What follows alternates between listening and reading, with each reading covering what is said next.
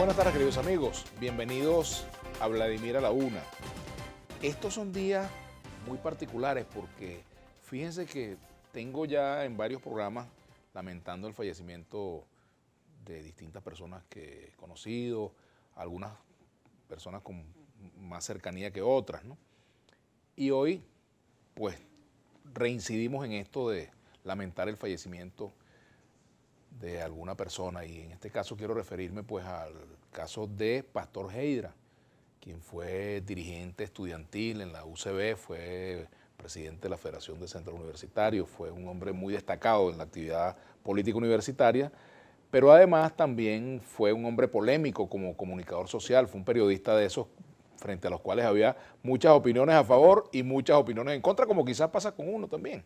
Pastor fue un bregador, pues un luchador, más allá de las diferencias, de los enfoques distintos que tuvimos sobre la política, sobre los momentos del pasado y los momentos del presente, pero ciertamente Pastor Heydra fue un hombre que defendió sus ideas con pasión, con mucha transparencia y además con valentía. Era un tipo aguerrido, Pastor Heydra, y yo quiero lamentar pues la muerte de Pastor y enviarle nuestras condolencias a su familia, así como lo hicimos en el caso de otro gran luchador como lo fue Douglas Bravo. Y bueno, ciertamente la pandemia, no todos los casos que hemos mencionado de personas que han fallecido cercanas han sido por la pandemia, pero la pandemia viene dejando ese saldo de muerte tan lamentable, tan dolorosa, que ya es casi algo cotidiano, pues caramba, recibir un mensaje, enterarse a través de las redes, como ocurrió en este caso, a través de un mensaje que nos envió nuestro buen amigo Mario Valdés. Así que bueno, que descanse en paz Pastor Heydra y reiteramos nuestro sentido pésame a su familia. Por cierto que él estuvo el año pasado aquí en Vladimir a la Una, estuvo en el mes de mayo del año pasado. Fue un parlamentario combativo, fue ministro de, sí, fue ministro de Información del presidente Pérez. Bastante peleamos, pero teníamos una relación en lo personal muy cordial.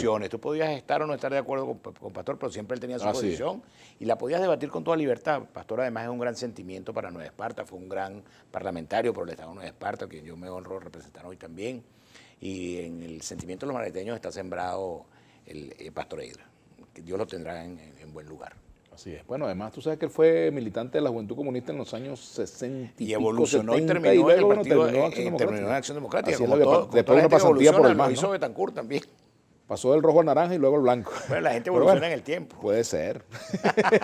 Bueno, nuestro invitado de hoy se autopresentó. Hay algunos que se autoproclaman y uno que se autopresentan. Aquí está Oscar Rondero. Autopresentarme nada más. Oscar Rondero, diputado de la Asamblea Nacional por el Partido Acción Democrática precisamente. Muchas bueno, gracias. Caramba. Siempre es un placer conversar contigo. Sí, bueno. Lástima que hubiéramos tenido que empezar el programa con esta nota luctuosa, pero de verdad que Pastor es una referencia política en Nueva Esparta y en el país.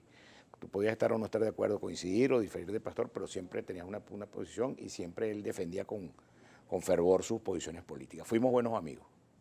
Bueno, así es, vale. Bien, Oscar, vamos a hablar un poco de la política, chicos, de este momento que se está viviendo. Por ahí se anuncian posibles medidas, posiblemente podría darse algunas medidas que permitan flexibilizar el tema del combustible, ¿no? Sobre todo el diésel, por parte de la administración, de la nueva administración norteamericana. Eso está todavía... Las sanciones generales en todas, la sanción a la gasolina, la sanción al diésel, las sanciones al intercambio de petróleo por productos, son en contra de toda la población venezolana, son sanciones generales, en consecuencia las sufrimos todos los venezolanos, pero además el tema del diésel es mucho más grave porque el tema del diésel es con lo que se maneja el transporte público, el tema del diésel es con lo que se maneja el transporte de alimentos desde los centros de producción hacia las grandes ciudades, a Caracas sobre todo. Y el tema del diésel es un tema de verdad, y creo que muy poca gente puede estar de acuerdo con la posibilidad de sanciones a los productos, las sanciones sancionar la gasolina o sancionar el diésel es como sancionar la posibilidad de consumir agua, en virtud de lo cual sin eso es imposible que haya transporte público, es imposible que haya consumo de alimentos que vienen de los centros de producción, y creemos que ese tipo de sanciones tienen que ser levantadas en el término más inmediato posible, y en la primera oportunidad que tengamos de manifestárselo a la nueva administración de los Estados Unidos, así lo vamos a hacer. Ahora, ¿tú crees que se van a levantar sanciones de forma unilateral? ¿O tienen que haber de parte del gobierno de Nicolás Maduro algunas señales, concesiones, gestos que permitan que en la comunidad internacional que respalda. Yo creo que estas sanciones generales bastaría bastaría con que el nuevo gobierno de los Estados Unidos entre en razón y entienda que estas sanciones generales no van contra Maduro ni van contra los actores del gobierno, van contra la gente. Pero ayudaría o no que el gobierno Por supuesto que el gobierno tiene que tener esto y el gobierno tiene que tener mecanismos de flexibilización y tiene que dar ¿Cuáles serían esas señales de apertura democrática? Yo creo que, por ejemplo, un buen hito sería la designación de un CNE lo más equilibrado posible. Yo no digo que te nombremos un CNE donde haya 5 opositores, pero sí digo que debemos dar señales de confianza. Hay gente que le dice al país que puede haber un CNE potable, que puede haber un CNE equilibrado, que puede haber un CNE que no esté integrado por 3 funcionarios dependientes del gobierno y además de funcionarios que además se vean vinculados con gestiones anteriores que hagan que la gente dude de su actuación. ¿El actual CNE es no potable, medianamente potable o potable? Yo diría que es poco potable, siéndote muy franco, pues además la presidenta del CNE es la juez que le correspondió decidir el tema de los diputados de Amazonas y hasta se fue del Tribunal Supremo de Justicia sin decidir el tema de los diputados de Amazonas, dejando en suspenso esa representación y sin representación al pueblo de Amazonas, producto de que con una medida cautelar que nunca resolvió el fondo, suspendió esos 3 diputados. Aparte de eso no es un buen precedente. Pues. Ok, aparte de esa designación de un nuevo CNE, con esas características, que deberían ser 5 venezolanos imparciales y punto. En principio es que son muy difíciles de conseguir 5 venezolanos en un país tan polarizado que no tengan posición política. Claro, pero que por lo que aspira por lo menos es que hayan 5 venezolanos que tengan tiempo, que no militan en partido, que puedan ser escogidos por consenso. Y que sean equilibrados el tema, que no sean empleados del gobierno, simple y sencillamente, tampoco sean empleados de la oposición. Así es, pero que sean 5 venezolanos equilibrados y que le den confianza a la gente para poder ir a votar. El gobierno pareciera que se dio cuenta que poniendo el coco en el CNE, hay un sector de la oposición que no va a votar. Entonces se buscan el más difícil, el más feo, para que ese sector de la oposición que dice que no va a ir a votar haga realidad su propia profecía. Es decir, no vamos a ir a votar porque ellos van a nombrar un tipo muy malo. Y entonces el gobierno nombra uno muy malo para que la gente de oposición no vaya a votar. Y a lo mejor algunos estarán ligando que nombren al peor. Que nombren al peor, sí, para que... Nosotros estamos por encima de ese tipo de situaciones, hemos ido en las condiciones más adversas, participamos de esta última elección parlamentaria, participamos en la elección de gobernadores con el resultado de cuatro gobernadores de Acción Democrática y actualmente somos la fracción más importante de la oposición, a pesar de la menguada participación de la gente y a pesar de nuestra pequeña representación de la oposición en general en la Asamblea, en la nueva Fíjate Asamblea que nos metimos en el tema electoral. Comité de postulaciones, ¿cuándo va a estar El comité de postulaciones ya están dando, ya se designó el comité. Sí, el de los parlamentarios. El comité preliminar de los parlamentarios. Aspiramos que al transcurso de esta semana se designe el comité de postulaciones completo, ya con la participación de la sociedad, y en consecuencia estaríamos listos para ir a un proceso de designación del nuevo CNE. Esperamos que entre marzo y abril eso se produzca. Ojalá con el CNE lo más potable posible. Claro que eso sería ya. Pero claro, esa es una condición. ¿Qué otras cosas, por ejemplo, podrían ser buenas señales del gobierno? Yo creo que el gobierno tiene la obligación, y creo que el gobierno tiene la obligación de dar señales muy claras con el tema de la propiedad privada, Vladimir. Se empiezan a producir algunos focos de invasiones, se empiezan a producir algunos ruidos de invasiones de fincas en el sur del lago de Maracaibo, se empieza a producir algunos focos de invasiones en el estado de Esparta. Pareciera que el gobierno tiene que ser mucho más claro con el discurso del respeto a la propiedad privada nacional y a la propiedad privada extranjera, porque además, ¿cómo haces tú para traer un inversionista petrolero si tú ves que le están invadiendo la finca al vecino?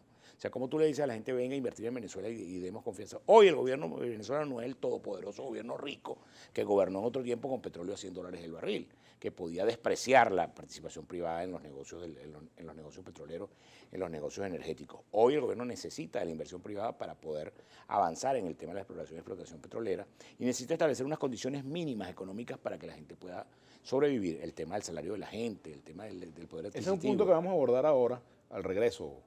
Oscar Ronderos, diputado a la Asamblea Nacional. Ronderos a la una, nuestra etiqueta por el día de hoy. Ya regresamos. Bien, continuamos acá en Vladimir a la una con el diputado Oscar Ronderos, diputado del Partido de Acción Democrática y además es integrante de la Comisión de Energía y Petróleo, ¿no?, de la Asamblea Nacional. Sí. Energía, minas y petróleo, ¿no?, en general, sí, ¿no? Así es. Bien, pero quería hablar contigo en primer lugar del salario en este bloque, ¿no? Porque lo mencionabas en el negro anterior, y se dio la reunión Fede Cámaras Gobierno. Fede Cámaras Gobierno no, corrijo, Fede Cámaras Comisión de la Asamblea Nacional que está promoviendo el diálogo y la reconciliación. El diálogo y la reconciliación, donde evidentemente tiene mayoría el gobierno, pues ahí estaba el presidente de la Asamblea y otros miembros del PSUV, así como representantes de la oposición. ¿Qué se ha dicho y qué es lo posible en materia salarial? Porque la gente resiente pues la ausencia de un salario digno en la absoluta mayoría de las personas. Pues, en nuestro Fíjate país. que la Asamblea Nacional ha tomado en serio el tema lo del diálogo, por eso, fíjate, la reunión no se produce en el Palacio Federal Legislativo, sino se produce en la sede de Fede Cámaras. Es la Asamblea quien se traslada a la sede de Fede Cámaras, y eso da muestra de la disposición al diálogo por parte de quienes hacemos vida en la Asamblea Nacional, no solamente los actores del gobierno, los actores de la oposición también. Y la conversa de Fede Cámaras fue muy franca, es decir, esta no es la Fede Cámaras de Carmona, ni este es el gobierno de aquella época. El gobierno tiene que saber que hoy, por eso vuelvo yo con el tema de la propiedad privada, el gobierno tiene que saber que tiene que darle garantías a los privados. La gente de Fede Cámaras propuso incluso, y a lo mejor voy a adelantarme, la posibilidad del pago de la vacuna a todos los empleados, a todos sus empleados Sí, claro. de la empresa privada, y eso es un gran avance, pero además el gobierno tiene que autorizar la vacuna que Fede Cámaras vaya a comprar y que pueda y quiera pagar. O sea, el gobierno no puede pretender imponerle X o Y vacuna. Si bien la regulación sanitaria depende del gobierno, basta con que la vacuna esté reconocida por la Organización Mundial de la Salud, y sea cual sea la vacuna que Fede Cámaras escoja pueda traer. Hay vacunas que tienen, por el tema de la cadena de frío, algunas limitaciones. Por ejemplo, la de Pfizer, que es la norteamericana, requiere de menos 70 grados para poder ser conservada en cadena de frío. En consecuencia, esa va a ser la más difícil de traer para Venezuela, pero hay otras alternativas. Yo decía con el tema del salario también que el gobierno tiene la obligación de generar unas condiciones económicas mínimas que permitan que se logre equilibrar el salario y que el salario sea realmente, sirva para algo, porque es que un salario de $1 no te sirve hoy para hacer mercado. La gente no logra cubrir sus necesidades básicas con un salario mínimo, ni con 2 ni con 3, es decir, estamos en presencia de que el venezolano no le sirve de nada su trabajo, porque el trabajo no le sirve ni siquiera para poder autosostenerse.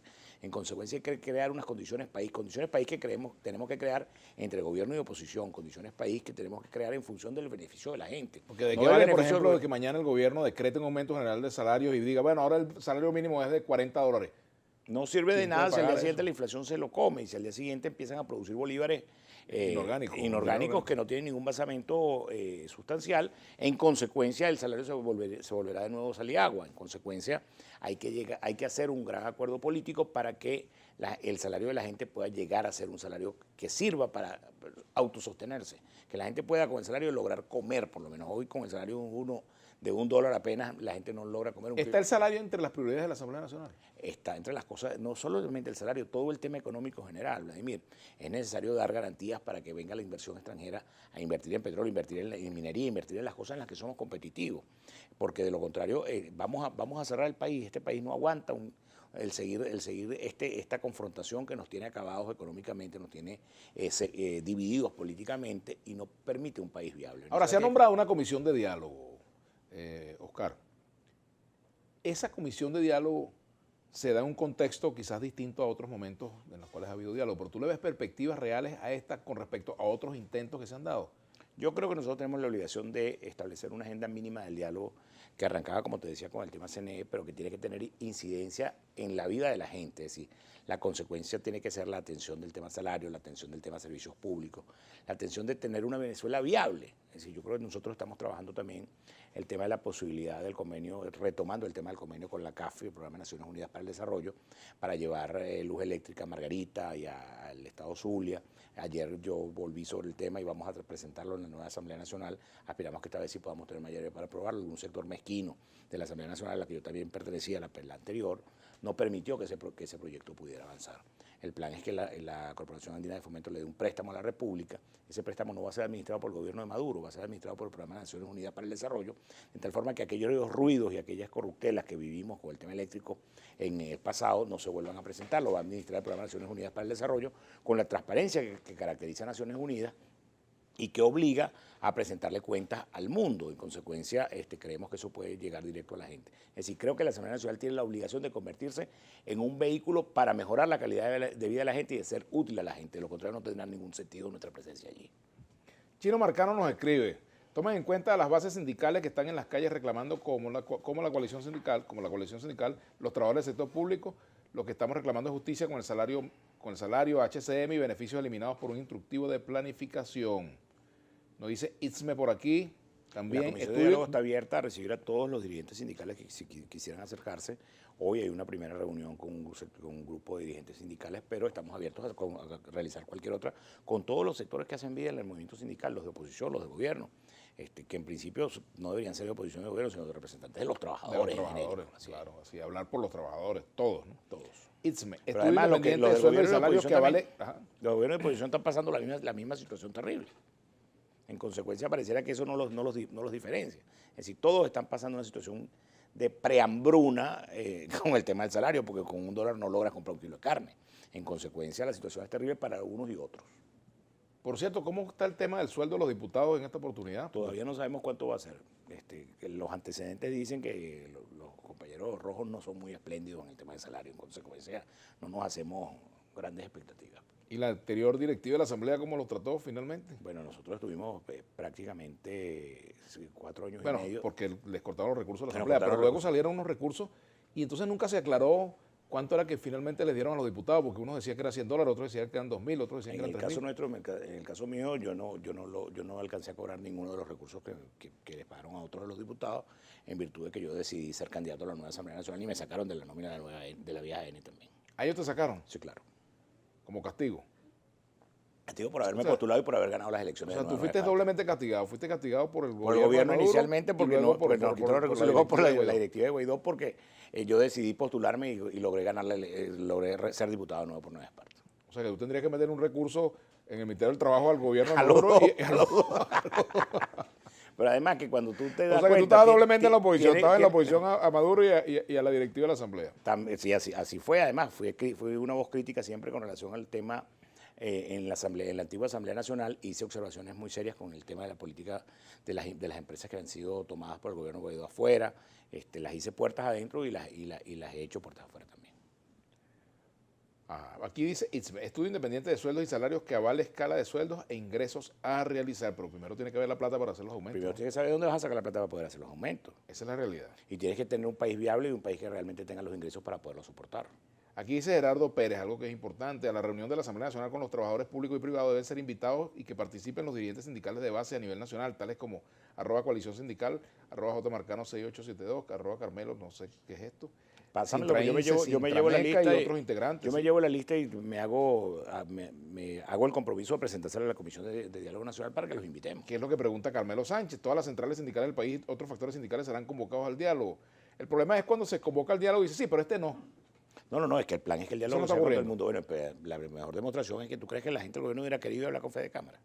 O tú crees que la gente de Fede Cámara hubiera querido hablar con el gobierno. Nosotros tuvimos que hacer Que por cierto fue muy cuestionado por algunos sectores extremistas el presidente Fede Cámara, ¿no? Pero bueno, es que ellos no son políticos, Vladimir. Ellos son un agente económico del país. En consecuencia, ellos tienen que lograr las mejores condiciones económicas para que su negocio sea viable. Tú no le vas a pedir a Fede Cámara que se suicide porque Guaidó no cuajó. O tú no puedes pedirle a los actores económicos que se pongan a militar en ADE y se dediquen a ser militantes de Acción Democrática y de ahora en adelante no hagan lo que saben hacer, que es hacer empresa, a producir riqueza. Ojalá la empresa privada floreciera, ojalá la empresa privada pudiera ser mucho más exitosa y pudiera lograr que todos los venezolanos tuvieran un salario digno y un puesto de trabajo. O sea que tú no quieres empresarios en AD. Vamos a hacer la pausa. No, pero es que ADE no es un partido de empresarios, ADE es un partido de los hijos de los maestros, los Bueno, hijos de los policlasista, trabajadores. por Policlasista, definición. pero aceptamos los empresarios y aceptamos también al hijo del Juan Bimba, como era. De Venezuela, como decía. Bueno, hacemos la pausa, ya venimos con Oscar Ronderos. Continuamos conversando con Oscar Ronderos. Aquí dice Chino Marcano, es importante que tomen en cuenta los dirigentes sindicales de base para la reunión de diálogo. No inviten a las cúpulas de las centrales ni federaciones. La lucha por salarios, HCM dignos, un instructivo legal de planificación que eliminó beneficios. También... Pásame la lista, yo me comprometí Sí, a llevarme claro. la lista y para invitarlos a la comisión de diálogo. Así es. Por cierto que quiero recordar, chico, al Chino Navarro, que cuánta falta hace un hombre como él en este momento, un Sí, Carlos Navarro. el secretario general de la CTV. Sí, vale, y además buen amigo. Después fundó una nueva central, pero digo porque era un dirigente sindical con mucha formación y además profesor universitario. Hombre y, social cristiano. sí, vale, y conocedor del movimiento tema sindical del nacional tema e internacional, las relaciones con la OIT, etcétera, ¿no? Así, bueno, fue otro de los temas que se conversó con Fede Cámara, la posibilidad del diálogo tripartito a través de la OIT como mecanismo de encuentro. Claro. ¿Tú crees que se puede volver en Venezuela el diálogo tripartito formalmente, ojalá, las llamadas comisiones tripartitas? Ojalá eso fuera posible, porque además la participación de gobierno, centrales sindicales y representantes de los patronos es una necesidad, y por poder construir de nuevo la posibilidad de que el trabajo sea el mecanismo de dignificación de la gente, el mecanismo de ascenso social como lo fue en la época de la democracia civil. Vladimir, tanto que nos quedamos de aquellos 40 años, no nos dimos cuenta que éramos felices. Los mejores 40 años de la República, hermano, sin lugar a dudas, los dirigió AD y COPEI en su mejor momento. Este momento, si bien tú eres un tipo mucho más joven que yo, pero este momento que sigue en Venezuela, ¿se te parece a algún momento de un gobierno del pasado, de Acción Democrática, por ejemplo? No, esto no se parece para nada. Esto parece más bien finales del siglo XIX, el gobierno del Cabito. Destruyó los servicios públicos, destruyó el país, la presunta amenaza imperial y terminaron entregándole a los imperios la Ayer entrevisté a Oscar Figuera en Vladimir la Carta, ¿no? Y entonces él decía que ellos se sienten en alguna medida como fue cuando a los inicios del gobierno de Betancourt, cuando comenzó persecución contra el PCB, que el gobierno de Betancourt, bueno, los acusó de ser extremistas, de izquierda, etcétera, y que bueno, ahora están viviendo una cosa parecida, ¿no? ¿Qué opinas tú de esas críticas que hace el PCB a las negociaciones entre el gobierno y Fedecámara? Yo creo que el PCB debería incorporarse también en el tema del debate y fijar su posición. Todo el mundo tiene derecho a tener su posición frente al tema y no sentirse perseguido por el hecho de pensar distinto. Nosotros hemos pensado distinto durante 22 años, hemos debatido con toda la libertad del mundo desde la Asamblea Nacional. Este es mi tercer periodo en la Asamblea Nacional y yo he levantado la voz y he dicho lo que yo he querido en esa Asamblea Nacional y lo voy a seguir diciendo. Yo no creo que el gobierno Maduro sea un buen gobierno y lo digo todos los días. Y hago las críticas como les digo, pero también creo que tenemos la obligación de construir un país viable y dar unas condiciones mínimas para que nuestra gente pueda sobrevivir, para que nuestra gente tenga un salario digno, para tener unos servicios públicos que les sirvan a la gente, hermano. Esa Asamblea Nacional no tiene sentido seguir discutiendo de política si no le presentamos soluciones a la gente. Abogado Darío Lozada dice lo siguiente. Buenas tardes. Pregúntale al invitado que si sabe la razón por la cual Estados Unidos tiene la atribución de sancionar económicamente al país y que si él no sabía que eso fue lo que se acordó en el Tratado de Versalles. Si los países no tienen estabilidad jurídica, se sancionan. Bueno, yo no creo en la posibilidad de sanciones unilaterales por parte de ningún Estado contra otro Estado, mucho menos para con Venezuela. Yo creo que el problema es que algún sector de la oposición venezolana decidió entregarle las decisiones que deberían tomarse en Caracas y empezaron a tomarse en Washington. Y ese día el rumbo del país cambió y esta es la situación que estamos viviendo el día de hoy. Por eso creo que estamos a tiempo los venezolanos de retomar las decisiones que las tomemos entre venezolanos y un acuerdo entre venezolanos que nos permitan hacer un país viable. Jorge León, en respuesta al Twitter, dice: buenas tardes, licenciado, que se restablezca el gasoil urgente y suficiente para poder surtir el transporte público y de alimentos, porque en Barquisimeto los militares en las bombas hay que pagarles en dólares para poder surtir.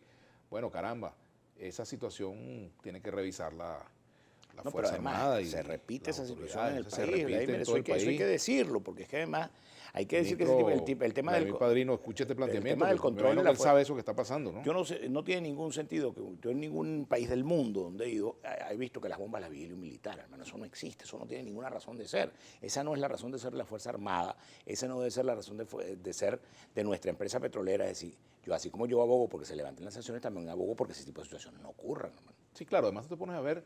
entonces los militares son los administradores de la escasez como todos los venezolanos, el ingreso que tienen es mínimo, como la absoluta mayoría de los venezolanos. Claro que no, pero imagínate tú, estaciones donde se surten dólares, ellos están viendo también esa situación allí. En fin, es todo un cuadro... Es un cuadro terrible, pero es obvio que nadie tiene por qué favorecerse de la ni tiene por qué justificarse que un militar de la calamidad de los que, demás, por ejemplo, en una alcabala te estén parando. Mire, pásame una lechosa, pásame no sé cuánto. Eso no debería ser. Pues. Ni un militar es más que un civil. No. Creo que tenemos nosotros que asumir esa conducta. Los ciudadanos por naturaleza somos civiles, por eso nos llamamos ciudadanos. Bueno, seguimos por acá viendo algunos mensajes. Por ejemplo, nos preguntaban sobre... bueno, aquí está uno, ¿no? Irán tiene muchos años con sanciones y es autosuficiente en combustible. El fondo del problema está en la destrucción de PDVSA, dice Luis Morales. Eso es verdad. Yo coincido con el señor Morales en que la destrucción de PDVSA en manos del chavismo es la verdadera razón por la que bajamos de 3.200.000 barriles de producción a apenas producir 400.000 al día de hoy y de 1.200.000 barriles de refinación a producir más o menos entre 70 y 80.000 barriles de gasolina diaria. Entonces, sí es verdad, la destrucción de PDVSA en manos del chavismo, en manos de Rafael Ramírez. Yo lo reclamo todos los días y se lo he dicho al gobierno, lo digo en la Comisión de Energía, lo he dicho en la plenaria de la Asamblea Nacional, ¿cuándo es que va este gobierno a judicializar a Rafael Ramírez, que es el gran responsable de la destrucción de PDVSA? Y en buena medida también con la autorización del presidente Chávez, que le entregó PDVSA para que Ramírez hiciera y deshiciera lo que quiera. Y ellos son los herederos de esto, en consecuencia ellos son corresponsables de esta situación. Ahora, esa es la verdadera causa de nuestra grave crisis en materia petrolera, pero además luego vinieron las sanciones que vinieron a agravar mucho más esa situación. Bueno, que dice aquí Rancho de Lata, se llama así este tuitero. Pregúntale al diputado de qué vive. Según ellos en la asamblea pasada no cobraban, de qué viven los diputados. Ahora resulta que todos son ricos de cuna. No, yo no soy rico de cuna, yo tengo forma de vida de todos conocida, es decir, no, yo viví de mi ejercicio profesional, soy de los pocos que creo que ha podido vivir de su ejercicio profesional como abogado un buen tiempo. Ajá, aquí se invita a un obrero, abogado Francisco Marcano. Bueno, ¿por qué no? Ajá, por favor pregúntale Si eres obrero, lo tuviste hasta ayer, ¿no? Por el pago a los cubanos a través del monedero de la patria, dice Brixon Ramírez. ¿Sabes algo de eso? No sé, no tengo conocimiento, pero sería interesante tener la información para la denuncia. Aníbal Yo no creo ni Gómez. en la intervención norteamericana ni en la intervención cubana, por si acaso. Ajá, aquí dice, ¿están dispuestos estos diputados de la oposición a investigar el pago que reciben los médicos cubanos de $100 mensuales? Yo no sé si eso es así. Bueno, pero Mientras estamos el médico abiertos. venezolano escasamente llega a $5. Bueno, habría que ver si eso Estamos es abiertos cierto. a revisar eso. O sea, cualquier médico que trabaje, sea cubano, sea chino, sea venezolano, debe ganar un salario digno. Así es. Si está en Venezuela, No, debe pero yo ganar. creo por encima de la dignificación del médico venezolano, por encima del tema de cualquier médico del extranjero. No, pero por supuesto, exacto. Pero sí. además, Y además hay suficientes médicos en Venezuela que viven en una situación precaria y merecen un no, salario y digno. una mano de obra calificada que se está yendo de Venezuela para el exterior, donde son mejores pagados. Nadie tiene que ganar un salario de hambre, eso es Así, obvio. nadie tiene por qué ganar un salario. Sea de Mucho la menos- nacionalidad que mucho sea. menos un profesional de Y la menos salud. un personal venezolano. Ajá.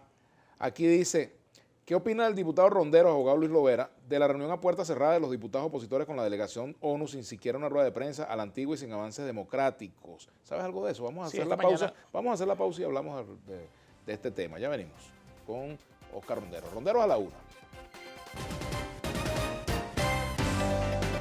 Bueno, continuamos conversando con Oscar Ronderos, diputado de Acción Democrática por el Estado Nueva Esparta. ¿Qué opina el diputado Ronderos de la reunión a puerta cerrada de los diputados opositores con la delegación ONU sin siquiera una rueda de prensa a la antigua y sin avances democráticos? Cuéntanos un poco de esa reunión. Bueno, yo no estuve en la reunión, entiendo que la reunión se produjo apenas esta mañana. Con Y se una produ- representante de la con- ONU que vino a verificar que vino a aquí. verificar el tema de las sanciones, pero además Así se produjo con diputados de oposición y con diputados del gobierno. Con ambos, claro. Sí, entiendo que la escogencia de los diputados fue una elección de la propia gente de Naciones Unidas, que está en su derecho a reunirse con quien quiera convocar. Claro.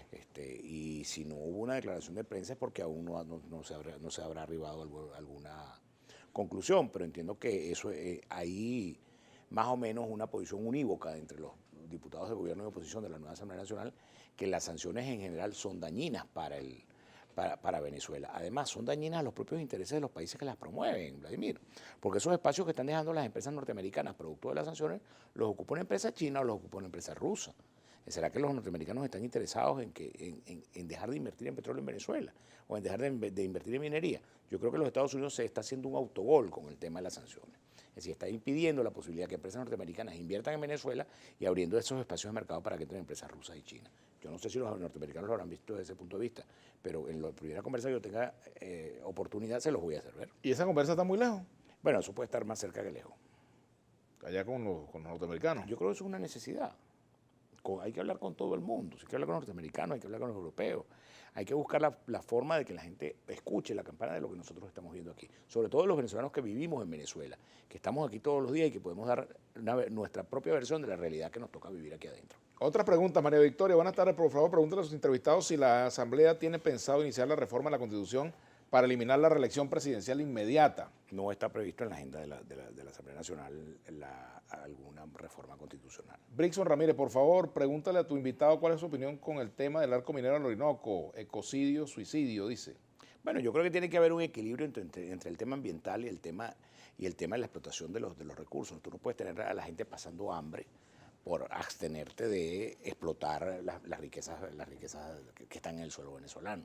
Es decir, yo creo que tiene que haber un equilibrio entre Claro, siempre con el respeto de con el respeto del ambiente. del medio ambiente y además de los tratados. Claro, de pero convenio tú no puedes internacional firmados por dejar que la países. gente se muera de hambre por no ir a sacar el oro. Es decir, yo prefiero entonces en ese caso sacrificar recursos naturales en vez de sacrificar a la gente. Claro, todo dentro de un orden, ¿no? Aquí dice El José, plan además es regularizar eso en la nueva agenda legislativa. Es decir, no puede ser que el tema del oro y el tema del petróleo estén por un lado y la legislación esté por otro. Es decir, la intención es regularizar ese tipo de situaciones para que se respete la situación ambiental, para que se regularicen las concesiones en materia de oro, para que se regularice el tema de la explotación petrolera y que lo que se está haciendo de facto es lo que la ley recoja. claro. Ahora, lo que no Debidamente podemos tampoco legalizado. es resignarnos a hacer una economía extractivista, un país extractivista. Bueno, pero nuestra gran fortaleza está en ese tipo de negocios. Es decir, aquí podemos producir cacao, pero ¿cuántos años de cacao tenemos que producir para que, produzcamos lo que producimos con petróleo? Por ejemplo, que es nuestra verdadera exclusivamente de la renta petrolera y no utilizar la renta para desarrollar las nuevas tecnologías, ya hoy etcétera. No dependemos de la renta petrolera. No, ya no. Tú tienes la virtud por eso aprovechemos ese que la momento quiebra para del eso. chavismo de PDVSA ha hecho que no dependamos de la renta petrolera, no porque no Bueno, querramos. eso puede ser sino una porque, ventaja. Claro, es una ventaja para miramos empezar a competir, a hacer otras cosas. Claro. Pero claro, todo eso. Pero ya hoy no dependemos de la renta petrolera y no dependemos de la renta petrolera porque ellos destruyeron PDVSA y porque luego vinieron las sanciones y agravaron la situación. Pero es una forma de demostrar que Venezuela puede tener un punto de partida distinto al solo aspecto extractivista. Pero creo que ese aspecto hay que regularlo y no podemos dejar que la gente se muera de hambre por no saber explotar petróleo o por no sacar oro. Bueno, claro, por supuesto. Ningún La extremo gente bueno. está primero. La gente está primero. Obviamente. José Cheo Díaz dice por aquí, buenas tardes, Rondero a la una. Vladimir Launa, honrando la memoria de Pastor Hedera, mi pregunta, ¿seguirá a la deriva? ¿Irá a una convención interna por una concertación o será el gobierno quien a través del TCJ determine este proceso? AD no está a la AD deriva. fue policlasista y hoy policamburista, dice José Cheo Díaz. No lo conozco, pero AD no está a la deriva. AD está bajo la dirección nacional que regenta el compañero Bernabé Gutiérrez, quien tuvo la valentía de tomar el paso de decidir participar en las elecciones parlamentarias contra todo pronóstico. Cuando nos trataron de alacranes, cuando nos trataron de vendidos, cuando nos trataron de colaboracionistas con el gobierno, nosotros tuvimos la valentía de dar el paso, que lo encabezó el compañero Bernabé Gutiérrez, y eso tiene un valor bien importante. Ahora resulta que ahora todos quieren ser candidatos, ahora sí quieren ser candidatos a gobernadores, alcaldes y concejales, después que nos dieron que nosotros por haber participado en la elección parlamentaria con un CNE nombrado por la nueva Asamblea Nacional como consecuencia de esa elección.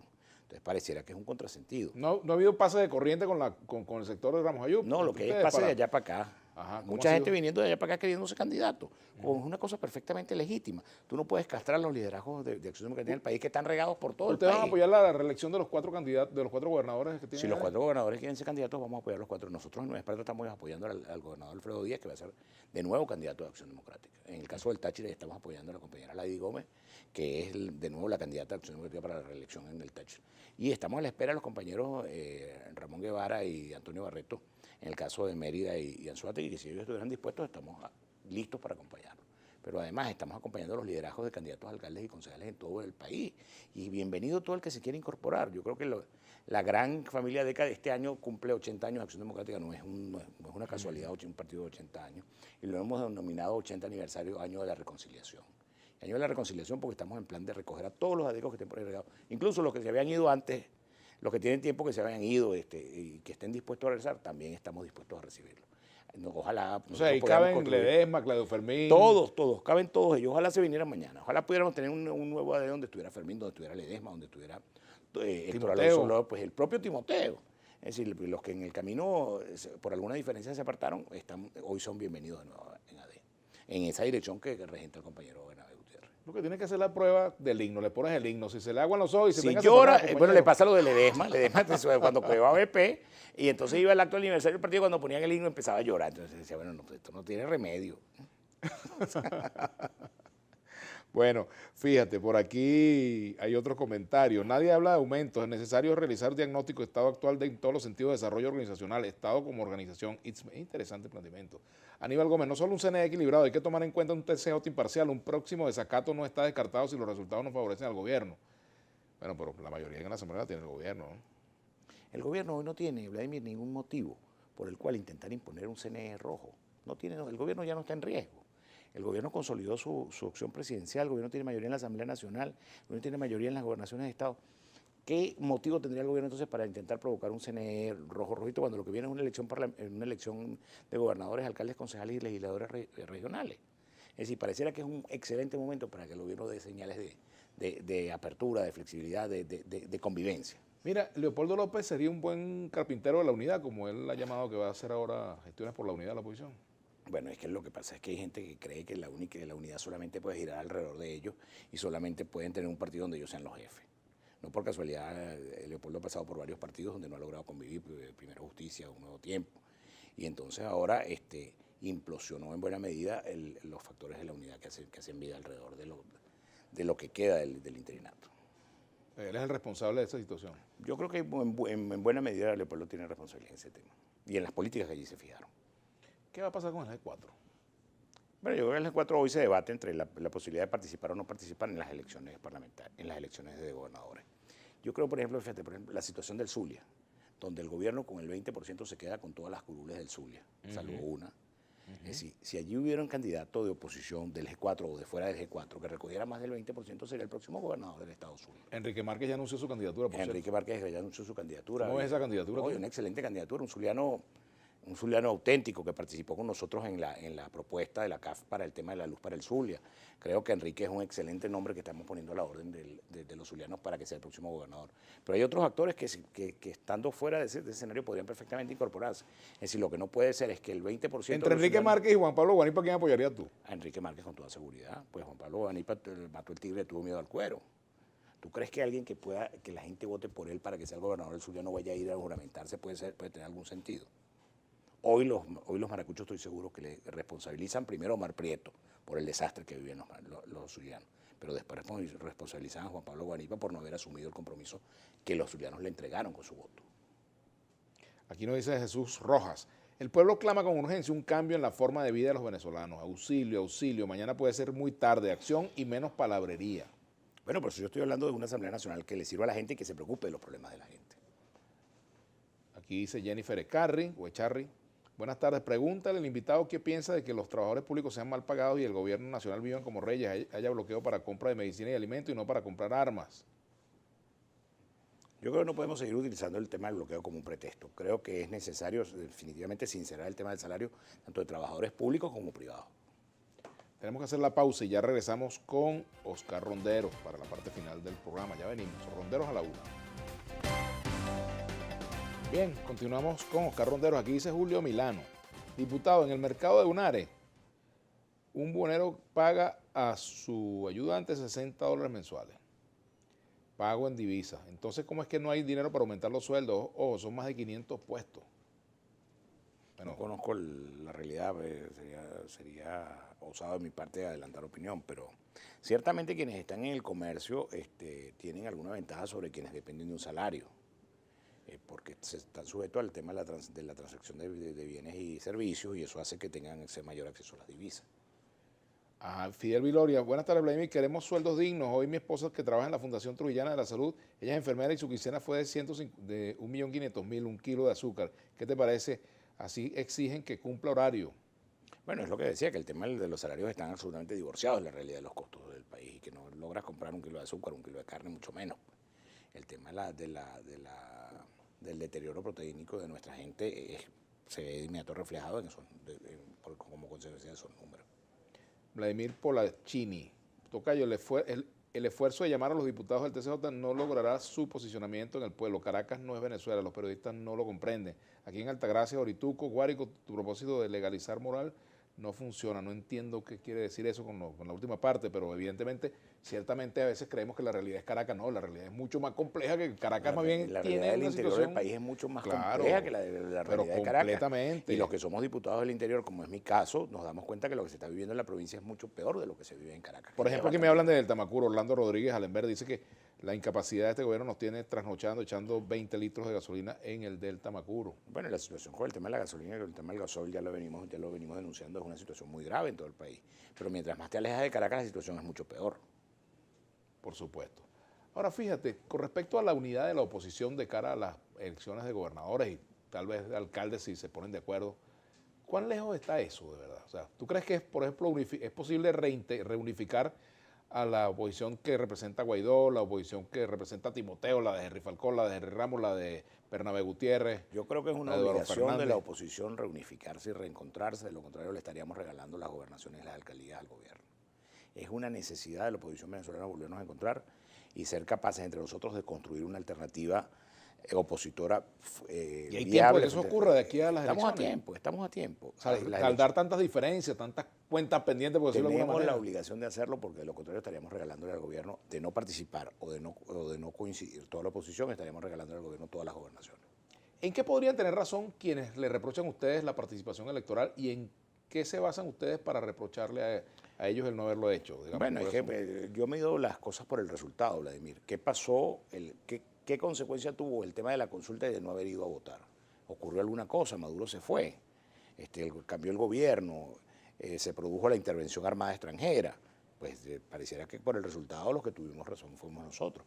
Pero independientemente de quién tuvo razón, creo que debemos pasar la página. Simple y sencillamente ese round lo perdimos y hay que seguir adelante, hay que volver a reunificar a toda la oposición venezolana y hacerla una opción viable de poder en Venezuela. Y empezar a construir músculo para que en el año 2024 podamos derrotar a este gobierno, que no es el que yo quisiera que esté Miraflores, pero es el que está. ¿Cómo reconstruyes tú esa unidad? ¿Cuáles serían los pasos? Bueno, tenemos que empezar por ser muy francos y reconocer que hubo cosas en las que nos equivocamos. Y a partir de ese reconocimiento de que hubo cosas que nos equivocamos, podemos empezar a construir una nueva relación. ¿Qué pasa? El presupuesto de algún sector de la oposición, el sector radical de la oposición, partía de que el gobierno no existía. Y el gobierno existe, tiene votos, tiene el 20-25% del electorado y con eso se hizo el 90% de la Asamblea Nacional. Nosotros, con apenas el 10% del resto de la participación, nos hicimos apenas del 10% de la Asamblea Nacional. Pero si el resto de la oposición hubiera ido a votar, ese no hubiera sido el resultado. Tú que has visto varios presidentes de la Asamblea pasar, unos cuantos ya, ¿no? Así es, sí, varios. Entre ellos, Henry Ramos Ayub. Así es. ¿Cómo evalúas hasta ahora la gestión de Jorge Rodríguez? Creo que es una gestión abierta al diálogo, creo que es una gestión permeable. Creo que la gestión de Jorge Rodríguez va a contar con nuestra colaboración para que este diálogo pueda ser fructífero. Y creo que los factores internos del PSUV a lo mejor no permiten que sea mucho más abierta y mucho más franca con la oposición venezolana. ¿Qué factores? Creo que del presidente de la Asamblea Nacional hay la disposición de que eso funcione y de que la oposición sea la representación del resto del país, que no está ahí representado en el número que nosotros somos. Nosotros somos mucho más que el número que ahí estamos sentados. Ahora, ¿cuáles son esos factores que no le permiten a Jorge Rodríguez hacer eso? Todo el mundo los conoce ¿Están dentro de la Asamblea? Dentro de la propia Asamblea y dentro del propio Partido Socialista Unido de Venezuela. Yo no me voy a meter en los problemas internos del PSUV, pero sé que existen. Bueno, quién sabe. Ahora, por cierto, mañana va a estar con nosotros la primera vicepresidenta de la Asamblea Nacional, Iris Varela, va a estar con nosotros. Iris, con quien tengo una buena amistad y con quien tenemos un diálogo franco, creo que es un actor político que cuando el mundo lo conozca como es en su actuar personal, lo sabrá apreciar. Aquí dice Freddy Gainza. Bueno, yo también tengo con ella una relación hace muchos años de la Constituyente, nos conocemos, ¿no? Con Iris, ¿no? ¿Qué ha oído y creo este que no es uno de esos factores que los que le hace ruido a Jorge. ¿Cómo? Y no creo que sea uno de los factores que le hace ruido a Jorge Rodríguez.